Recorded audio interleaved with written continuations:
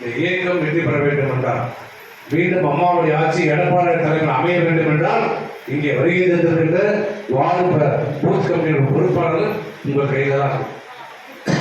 நீங்க செயல்படுத்த கொடுத்துதான் 2026 நம்ம ஆட்சி போடுவது உங்கள் கையில் தான். இந்த ஆட்சியினுடைய ஆய்வு காலம் இன்னும் 3 மாசம் தான். அதிகபட்சம் போனால் 4 மாசம் இந்த ஆட்சியோட ஆயுசு. அதுக்கப்புறம் அவங்க கையெழுத்துலாம் போட முடியாது. தப்பாக எதுக்கு வேறு கிடையாது. ஆக தயவு செய்து வருகின்ற ஒழுக்கங்கள் உங்களை நம்பி மிகப்பெரிய ஒரு பொறுப்பை, இந்த பூத் கமிட்டி பொறுப்பை உங்களிடம் உறப்பளிக்கப்பட்டிருக்கிறது. உங்களை நம்பிதான் இந்த இயக்கம் வருகிறது.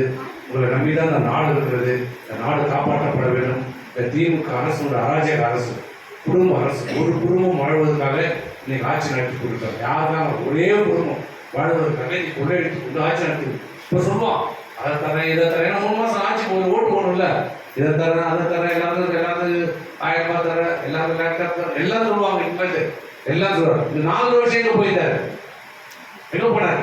மீண்டும் ஓட்டு வரணும் எல்லாம் சொல்லுவார். இதையெல்லாம் நாம் மக்களுக்கு எடுத்து சொல்லி புரிய வைத்து இந்த ஆட்சி தூக்கி எறிவதற்கு நாம் பாடுபட வேண்டும்.